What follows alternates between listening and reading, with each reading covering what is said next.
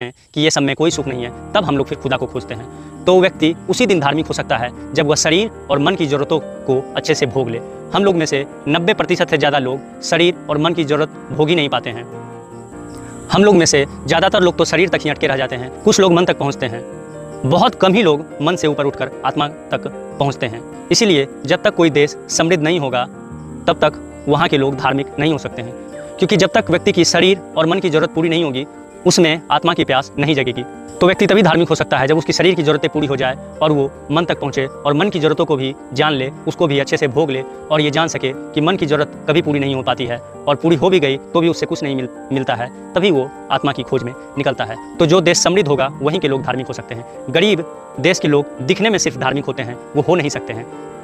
हैरानी की ये बात है कि गरीब देश के लोग ही धार्मिक दिखने में लगते हैं, क्योंकि वो दिन रात मंदिर मस्जिद में जाते रहते हैं, प्रार्थना करते रहते हैं, नौकरी मिल जाए, पैसा मिल जाए, और हम लोग उसी को धर्म समझते हैं। धर्म का मतलब मांगना नहीं है, धर्म मांग नहीं है, धर्म का मतलब है देना, क्योंकि सिर्फ धार्मिक व्यक्ति ही बांट सकता है, जो मिला है उसको बांट सकता है, जिसको मिला ही कुछ नहीं है वो तो सिर्फ मांगता ही रहेगा।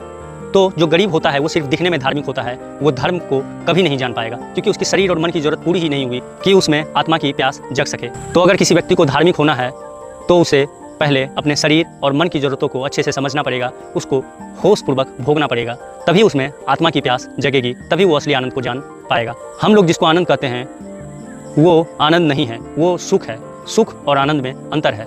सुख भी एक प्रकार की उत्तेजना है और दुख भी एक प्रकार की उत्तेजना है। आनंद ना तो सुख है ना दुख है। आनंद की दूरी सुख से उतनी ही है जितनी दुख से है। हम लोग किसको सुख समझते हैं? हम लोग सेक्स, शराब, बकरा, स्वादिष्ट खाना, इज्जत, पद, प्रतिष्ठा, 1 लाख तरीके के एंटरटेनमेंट, गाड़ी, बंगला, बैंक बैलेंस, ये सब को सुख समझते हैं। ये सब भी एक तरह की उत्तेजना है। दुख तो दुख है ही, ये सब भी एक तरह की दुख है। जिस दिन आदमी इसको समझ जाता है उस दिन वो सुख और दुख दोनों से ऊपर उठने की कोशिश करता है, और जो व्यक्ति सुख और दुख दोनों से ऊपर उठेगा वही आनंद को जान सकता है।